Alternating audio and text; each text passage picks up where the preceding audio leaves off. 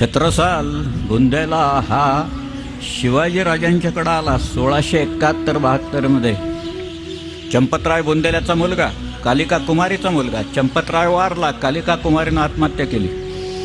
हा मुघलांच्या नोकरीत लागला, पराक्रम केले, परंतु त्याला मान आणि प्रतिष्ठा ही काही मिळाली नाही.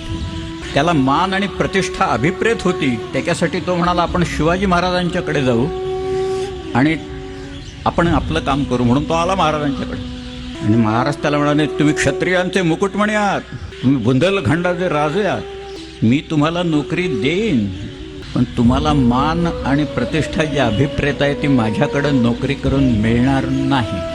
त्यासाठी मी जे महाराष्ट्रात केलं ते तुम्हाला बुंदेलखंडात करावं लागेल. हे तुर्क लोक कपट बलाने आपल्या देशात आलेले आहेत.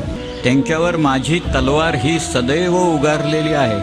तुम्हाला तलवारीची पाती तोडायची खुमखुमी आली असेल तर या तुर्कांच्या माना तोडण्यात तलवारीची पाती तोडून घ्या. मला विजय मिळतो कारण मला भवानी प्रसन्न आहे म्हणून मला विजय मिळतो. आणि तुम्हाला जर का विजय मिळवायचा असेल तर व्रजराज श्रीकृष्णाचं स्मरण करा, तो तुम्हाला विजय देईल म्हणून शिवाजी महाराजांचं.